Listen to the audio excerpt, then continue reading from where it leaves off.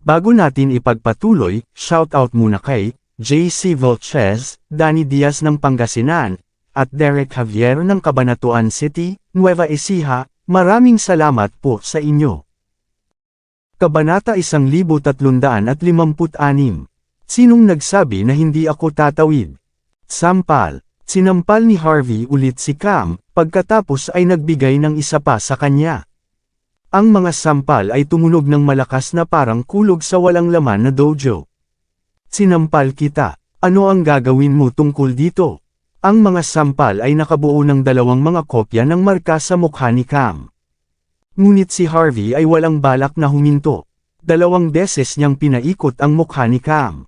Sino ka sa palagay mo? Ikaw, na nagbabanta sa akin. Hindi ka naiiba sa isang ligaw na aso sa aking mga mata, at ang Star Sable ay mas kaunti. Naniniwala ka ba na ang Star Sable ay hindi maglakas loob na kumilos kahit na matapos kong baliin ang iyong leeg? Hinawakan ni Harvey ang kanyang kamay matapos siyang magsalita, na nagpapadala kay Cam na lumilipad ng isang mabigat na distansya sa buong dojo. Lumipad si Cam at tumama sa isang iba't ibang mga kagamitan sa palakasan. Ang buong eksena ay isang malaking gulo, ang tunog ng mga sampal ni Harvey ay tumama sa lahat ng kanyang mga panga. Kahit na ang mga bodyguard na dapat ay pinuprotektahan si Cam ay hindi malalaman ang gagawin. Hindi sila makapaniwala sa kanilang nakita. Sino si Cam Lee? Siya ang kinatawan ng Star Sable sa bansa H. Ang kanyang ama ay walang iba kundi ang kinatawan ng Star Sable sa bansa. Sila ay napakalakas at maimpluwensya. Kahit na si Harvey ay isang konsultant para sa gobyerno, wala itong pagkakaiba pagdating sa paghamon sa kay Cam at naghahanap ng kanyang sariling kamatayan. Kahit si Marcus ay natulala. Kamangha-manghang si Brother York. Ngunit hindi niya kailanman isinasaalang-alang ang mga kahihinatnan. Sinampal mo ako. Gaano kakalakas ang loob na sinampal ako? Si Cam, ang taong nagpalo sa napakaraming inspector, ay gumapang mula sa lupa. May dugo na dumadaloy sa sulok ng kanyang bibig, at ang kanyang mukha ay napuno ng labis na galit. Harvey, tapos ka na. Tapos ka na. Ako ay pinigilan lamang ang aking sarili mula sa pagsampal sa unang in-command ng istasyon ng pulisya kaninang umaga. Sa palagay mo ba ay malakas ka? Nagpapakitang gilas ka lang sa autoridad ng ibang tao. Ngunit sa aking lugar, hindi mo magagamit ang pamagat na iyon na consultant bilang iyong proteksyon ngayon. Kahit na si Yoel mismo ay magpapakita dito, papatayin kita sa harap niya. Ang isang consultant lamang na patuloy na naghihimok sa kay Cam nang hindi alam ang lugar ng kanyang pagkakakilanlan ay lubos na nakagalit sa kay Cam. At pagkatapos na patuloy na nasample at pinadalhan ni Harvey, natapos ni Cam na si Harvey ay nagawa lamang ang lahat sa pamamagitan ng palusot sa kanya. Kinuha ni Harvey ang isang papel na tisyo at sinimulan na panasan ang kanyang kamay, mapanghamak na nakasulat sa buong mukha niya. Natatakot ako na walang karapatan si Yoel na suportahan ako. Bukod dito, hindi ko kailangan ng suporta ng sinuman upang patayin ka. Maaaring kong gawin iyon sa aking sarili. Mapang-akit. Sobrang arrogant niya. Ang mga taong naruroon lahat ay kumbinsido sa kanyang katapangan matapos marinig ang mga salitang iyon. Walang sinuman ang nang-ahas na makipag-usap tulad nito sa harap ni Cam pagkatapos ng lahat ng mga taon na ito, ngunit ngayon, sa wakas ay nagpatotoo sila sa naturang kaganapan. Hey! Hey! Hey! Mabuti, napakabuti. Kahit na ang Pangulo ng Country J ay walang guts upang makipag-usap sa akin tulad nito. Talagang masaya si Cam. Ang kanyang mukha ay nagpakita ng isang kakaibang ekspresyon, isang bagay na kahawig ng isang hindi kanais-nais na tao na hindi alam ang anumang mas mahusay. Harvey York, ang iyong pagmamataas at kamangmangan ay nakakagulo sa akin, ngunit ang lahat ay magtatapos ngayon. Bibigyan kita ng 2 pagpipilian. Baliin ang iyong mga braso at ipadala ang iyong asawa sa akin. Kung hindi, magtatapos ka tulad ng kahoy na tabla na ito. Bang! Habang nagsalita si Cam, kinuha niya ang isang tabla at hinati ito sa kalahati sa kanyang binti at isang pagpapakita na malakas ang kanyang lakas. Ang isang Taekwondo black belt talaga ay nagtataglay ng lakas. Nang makita ang pagganap ni Cam, lahat ng kanyang mga tauhan ay nagsimulang magsaya para sa kanya at pinuri siya ng walang katapusan. Harvey, maaga pa para lumuhad ka.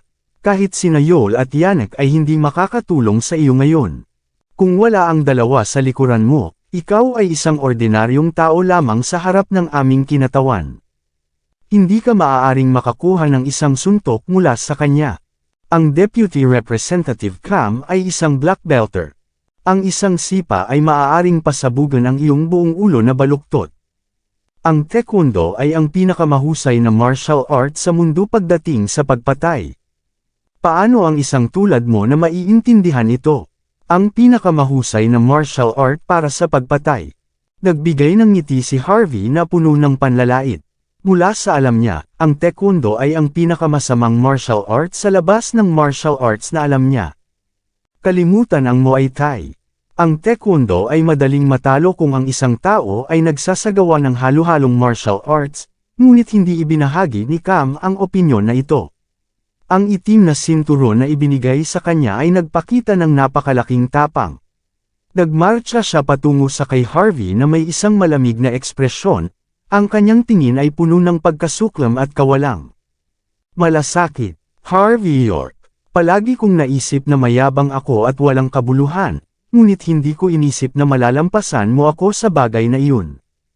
Ikaw at ako ay may malaking pagkakaiba, bagaman ang aking kaabangan ay sinusuportahan ng aking sariling mga kakayahan at aking tapang. Pero ikaw, upang mailagay ito ng mabuti, konsultant ka lang para sa gobyerno. Ngunit kung maaari akong mapurol, sa palagay ko ikaw ay isang scammer lamang. Gumagamit ka lang ng awtoridad ng ibang tao para sa iyong sariling pakinabang. Sinasabi ko sa iyo, papatayin kita ng aking sariling mga paa nang hindi na kailangang gumamit ng mga koneksyon o awtoridad ng Star Stable. Ipapakita ko sa iyo kung paano nakakatakot ang isang maalamat na black belter. Maaari kong sirain ang mga taong katulad mo ng paulit-ulit kung nais ko. Ayaw ko lang mag-aksaya ng oras. Ngunit ngayon gusto kong patayin ka. Galit na umungol si Cam, at pagkatapos ay humakbang pasulong habang pinapalo ang kanyang paa sa isang sipa. Si Harvey ay marumi lamang sa kanyang mga mata, marumi na patuloy na naghihimok sa kanya ng paulit-ulit. Ito ay pagsuway. Naghahanap si Harvey na mamatay. Malinaw na hindi niya alam ang mas mahusay. Si Dominic at ang iba pa ay tumingin kay Harvey puno ng awa. Loko-lokong tao. Hindi niya tatanggapin ang pagkatalo hanggang sa makita niya ang kamatayan na nakatitig sa kanyang mukha. Hindi ba niya napagtanto ang pangunahing pagkakaiba sa pagitan nila ni Cam at ng kanyang sarili? Naghihintay si Dominic at ang iba pa sa sandaling maaari nilang gawing biro si Harvey. Lamang kapag ang maruming tulad niya na naintindihan kung gaano siya kahina at kaawa-awa, malalaman niya kung gaano siya walang kabuluhan. Sino? Tumungo ang paa ni Cam patungo sa ulo ni Harvey. Mabilis ang kanyang paggalaw. Kung ang kanyang sipa ay lumapag, maaaring maging mawala ng malay si Harvey, kahit na hindi siya namatay mula dito. Tiwala si Cam sa kanyang pag-atake. Ang Taekwondo ay napakalakas. Sampal. Hindi man lang umiwas si Harvey sa kay Cam. Galit na tumunog ang kanyang kanang kamay laban sa mukha ni Cam. Bang! Ipinadala si Cam na lumilipad sa tunog ng isang malakas na sampal. Ang kalahati ng kanyang mukha ay agad na namamaga. Nang siya ay bumagsak sa lupa, ang kanyang ekspresyon ay lubos na kakilakilabot. Ang karamihan ng tao ay nahulog sa patay na katahimikan. Si Dominic at ang kanyang mga tauhan ay lubos na nagulat sa tanawin. Hindi sila makapaniwala sa kanilang nakita, si Cam ay isang Taekwondo black belt. Ang lahat ng 6 na inspector ay nagtapos sa pag-ubo ng dugo sa lupa matapos na mabugbog niya, gayunpaman, bakit hindi niya napigilan ang isang hanggal na sampal ng pipi na kung fu ni Harvey? Hindi matanggap ni Dominic ang katotohanan sa harap niya. Hindi rin ito matatanggap ng mga tauhan ni Cam. Maging si Marcus, na sumama kay Harvey, ay nahirapan itong paniwalaan. Nanginginig si Cam sa galit, nais niyang gumawa ng aksyon sa kanyang sarili at gawing tinadtad na karne si Harvey, ngunit hindi niya naisip na si Harvey ay sasampulin lamang siya sa limot. Ang kanyang dignidad ay tinapakan sa sandaling ito. Nabalisa si Cam at nagalit.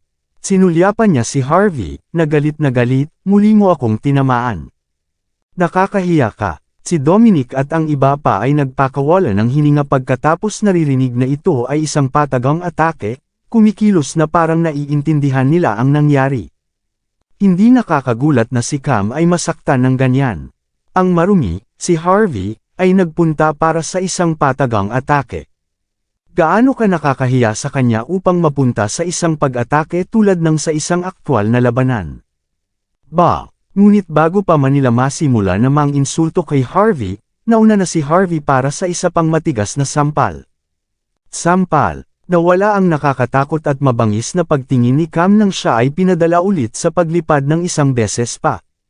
Bumagsak siya sa lupa 20 talampakan ng layo, nag-iwan ng mga marka sa sahig. Siya ay nasa isang masamang estado. Patagang atake sa iyo. Bakit kailangan kong umatake ng patago sa isang katulad mo? Nararapat ka ba? Hindi tumigil si Harvey. Nagpadala siya ng isa pang sampal sa mukha ni Cam. Si Cam ay nagpupumilit na umiwas, ngunit lahat ng ito ay walang kabuluhan. Ang sampal ni Harvey ay nakarating sa kanya muli, na pinadala ulit siya sa paglipad. Bago pa makabangon si Cam, dumating ang isa pang sampal. Sampal. Si Cam ay gamulong sa lupa matapos na matumbok ng isang malakas na sampal. Namamaga na ang kanyang mukha, at hindi siya naiiba sa isang baboy. Sa ngayon, wala nang nais na lumaban si Cam, hindi lamang sinampal ni Harvey si Cam, ngunit sinaktan din ang kanyang marupok na dignidad. Arg! Si Cam, na nahihirapan sa lupa, ay naglalabas sa kanyang bibig ng dugo. Sa susunod na sandali, isang matigas na paa ang tumama sa kanya. Ang isa pang subo ng dugo sa kanyang bibig ay lumabas. Si Cam ay nagpupumilit na makabalik, gumagalaw ng walang magawa tulad ng isang namamatay na aso. Sa kasamaang palad, wala na rin siyang lakas na naiwan upang lumaban. Si Dominic at ang kanyang mga tauhan ay nakatitig kay Harvey sa pagkabigla at kakilakilabot. Alam nila ng lubos kung gaano kalakas si Cam, ngunit hindi pinatay ni Cam si Harvey. Sa katunayan, palagi siyang ipinapadala na lumilipad palayo. Paano ito posible? Walang dahilan upang mangyari ito. Sampal. Si Dominic ay hindi sinasadya na nagbigay sa kanyang sarili ng isang sampal sa kanyang sariling mukha. Masakit. Hindi ako nanaginip. Hey! Inaayos ko ang lahat ng mga pag-atake na ito sa iyo ng higit sa 100 beses na. Paano posible iyon, Deputy Representative Cam? Ikaw ay isang Taekwondo black belt. Maaari ka bang maging mas mapagbantay sa iyong paligid? Hindi mo ba maaaring subukan ang umiwas ng isang beses? Masyado kang walang pag-iingat ngayon. Nabigo ako. Ngumisi si Harvey habang tumatapak siya sa likuran ni Cam, na pinapasigaw si Cam sa sakit. Ang mga tauhan ni Cam ay nais na tulungan siya, ngunit hindi sila nang ahas. Natatakot sila na papatayin sila ni Harvey. Ikaw, sino ka? Galit na galit si Cam, ngunit kailangan niyang umamin sa isang katotohanan. Wala siyang match para kay Harvey. Siya ang kinatawan ng Star Table, at siya rin ay isang Taekwondo black belt.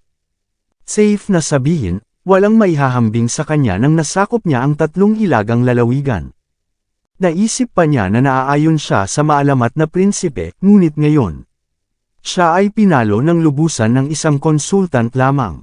Nagdududa si Cam sa kanyang buhay sa sandaling ito, ang katotohanan ng sitwasyon ay dinurog ang mataas at makapangyarihang Cam. Ako, hindi ka pa ba gumawa ng background check sa akin? Konsultant lang ako para sa gobyerno. Pinakitaan ni Harvey si Cam ng isang ngiti na puno ng panlalait. Hindi mo lang ako matalo. Iyon lang. Maraming salamat sa lahat ng sumusubaybay. Please subscribe and follow my YouTube and Facebook channel, Pilipino Novel. Maraming salamat po. Bastard ka. Gaano ka katapang na hinawakan mo ako? Hinding-hindi kita hahayaan. Hindi ka bibitawan ng Star Table.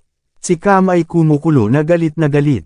Siya ang kinatawan ng Star Table, dahil dito siya ay sumigaw ng malakas.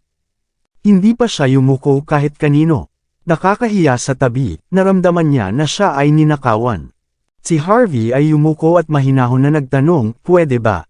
"Harvey, bastard ka. Patayin mo ako kung mayroon kang kinakailangan." Galit na galit si Cam nang maramdaman niya ang pagkasuklam ni Harvey sa kanya. "Patayin ka?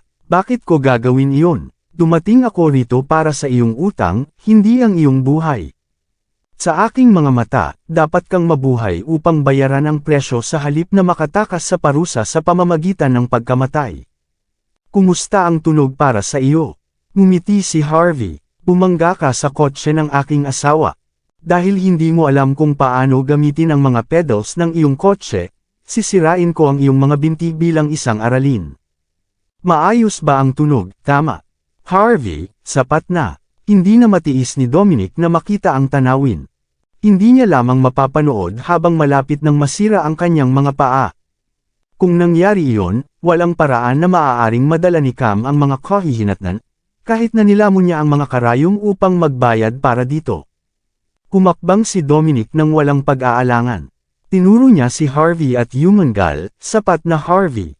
Kahit na maaari kang lumaban, huwag kalimutan ang tungkol sa kung ano ang ibig sabihin ng Star Table. Mayroon kaming napakalawak na awtoridad at kapangyarihan. Maaari kaming magpasya sa mga kapalaran ng halos 10,000 mga tao. Ano ang karapatan ng isang tulad mo kahit na kailangang masaktan kami? Naisip mo ba ang tungkol sa mga kahihinatnan ng iyong mga walang prinsipyong pagkilos? Sa palagay mo ba ay isa sa alang-alang ng mga sumusuporta sa iyo ang kaligtasan ng iyong pamilya?" Lahat ng mga tauhan ni Cam ay bumalik sa kanilang mga pandama sa mga sinabi ni Dominic. Tama iyan. Hindi ito panahon kung saan pinag-uusapan ang mga kamao sa kanilang sarili. Sa araw na ito, ang labanan ng katapangan, awtoridad, at pera ay hindi mahihiwalay. Ano ang gamit para sa isang tao na marunong lamang lumaban? Maraming mga profesional sa Star Table. Kahit na ang mga retiradong Diyos ng digmaan mula sa bansa J ay nasa kumpanya. Sa palagay mo ang kaalaman sa ilang pilay na kung fu ay nagpapalakas sa iyo? Hindi mahalaga kung gaano ka kagaling, isipin na ikaw ay palaging may mas mahusay. Hindi mo ba alam iyon? Hindi lamang ikaw ay magdusa ng mga kahihinatnan ng pagsakit sa aming kinatawan, ngunit ang mga tao sa paligid mo ay mapipilitang magdusa ng parehong kapalaran. Malamig na idinagdag ni Dominic, "Harvey, tapos na akong makipag-usap dito. Para sa iyong sariling kapakanan, mag-ingat." Nang matapos na magsalita si Dominic, naramdaman niya na parang natuklasan niya ang matagal na nawala na pagmamalaki ng Star Table. Nasa ilalim siya ng impresyon na mula nang malaman ngayon ni Harvey kung ano ang ipinakilala niya na Star Table, walang magagawa si Harvey kundi lumuhod at humingi ng tawad. Tama iyan. Pera at awtoridad ang lahat. Ikaw ay mababang tao at hindi maaaring maunawaan ang lakas ng Star Table. Ang mga mamamayan ng bansa J ay sumigaw, kumikilos sila na parang mataas at makapangyarihan. Ang mga aksyon ni Harvey ay nakagulat sa kanila, ngunit ang mga salita ni Dominic ay nagpapaalala sa kanila ng kanilang kapangyarihan. Sa pera at awtoridad ni Cam, paano siya matatakot sa isang konsultant lamang? Ano ang magagawa ni Harvey? Patayin si Cam. Walang maliit na pritong katulad niya kay Cam. Kung namatay ang isang katulad niya, magkakaroon ng mga sakuna na epekto. Kung pinutol ng Star Table ang lahat ng pakikipagtulungan sa Buckwood, hindi bababa sa 10,000 mga tao ang mawawalan ng kanilang mga kabuhayan. Sa ilalim ng mga sitwasyong ito, kahit na ang gobyerno ay kailangang tumayo sa kanilang tabi, ang mga kahihinatnan ay masyadong katakot-takot, pagkatapos ng lahat. Walang sinuman ang maaaring magkaroon ng malaking responsibilidad, kung ang isang bagay na tulad nito ay mangyayari, kahit na ang unang utos ng Buckwood, si Joel Graham, ay kailangang magbitiw. Kabanata 1360. Dapat mong ihinto ang ginagawa mo. Lumuhod at humingi ng tawad sa kinatawan. Makinig sa kanyang kahilingan, at pagkatapos ay bayaran ang utang sa pamamagitan ng pagpapadala ng iyong asawa sa kanya. Maaari kong ibalik ang iyong buhay kung gagawin mo ang sinabi niya. Gagarantyahan ko ito. hihilingin ko sa kinatawan na palayain ka kung gagawin mo lang iyon. Harvey, ang kinatawan ay hindi kasing simple ng iniisip mo. Ang kapangyarihan ng Star Table ay hindi isang bagay na nais mong maunawaan, alinman. Si Dominic ay mapait na nagpapayo kay Harvey. Basagin. Crack. Gayunpaman, binali ni Harvey ang kanang paa ni Cam sa kalahati ng isang galaw lamang ng kanyang paa. Hindi simple. Ano ang ibig mong sabihin? Kahit na ang mapagmataas at hindi sumusuko na si Cam ay hindi maaaring hawakan ang kanyang pagsigaw ng sakit. Nais ni Cam na gamulong sa lupa, ngunit wala siya kahit na lakas na gawin ito. Ikaw, natigilan si Dominic, sinabi niya ang lahat para sa kapakanan ni Harvey, ngunit bakit hindi nakinig ang taong ito? Pinona niya ang paggawa ng ganito. Sinubukan ba niyang patayin ang kanyang sarili? Si Dominic ay napapadyak sa lupa, kumukulo sa galit. Harvey York, ikaw ang sanhi nito. Ikaw ang nagsimula sa lahat ng gulo na ito. Basagin. Crack, ngumiti si Harvey, at pagkatapos ay binali ang kaliwang paa ni Cam. Anong gulo? Halos magsuka ng dugo si Dominic, kinuha niya ang kanyang telepono, nanginginig. Maghintay ka lang, Harvey. Maghintay ka lang. Malalaman mo sa lalong madaling panahon ang mga kahihinatnan. Sige, maghihintay ako. Ngumiti si Harvey. Ngunit wala akong maraming pasensya. Bibigyan kita ng 3 buong minuto. Pagkatapos nito, pilipitin ko ang kanyang leeg. Si Dominic ay nanginginig sa kanyang paa. Galit siyang nag-dial ng isang numero. Sa isang napakagalanteng silid sa ilalim ng Golden Pond Mountain Villa. Ang isang lalaki na may suot na tradisyonal na country J-garb ay nakaupo dito. Siya ang tumatawag sa lahat ng mga malaking shot sa Buckwood. Si Cam ay isang rich playboy lang. Kung wala si Rick, walang makamit si Cam. Nakikita ng nakalulungkot na estado ni Cam, nang hina ang ekspresyon ni Rick. Sinulyapan niya si Harvey. Nang magsalita siya, madilim ang tono niya. Mayroon kang mga bayag. Upang isipin na nang ahas ka upang talunin ang kinatawan tulad nito. Kahit na isa ka sa mga maalamat na masters o prinsipe sa country age, wala kang karapatang maglagay ng daliri sa kanya. Kung mayroon ka talagang lakas ng loob, gawin mo ito sa harap ko. Tulad ng nais mo, umakbang si Harvey na may isang ngiti, at agad na tinapakan ang kanang kamay ni Cam. Basagin. Crack. Ang kanang kamay ni Cam ay ganap na nasira, na nabawasan sa wala. Pinakawala ni Cam ang isang hiyaw na katulad ng isang baboy na kinakatay. Ang kanyang buong katawan ay nanginginig ng labis habang siya ay walang magawa sa lupa. Gayunman, si Harvey ay tila walang pakialam. Ang karamihan ng tao ay nahulog sa isang pag-ikot na patay na katahimikan.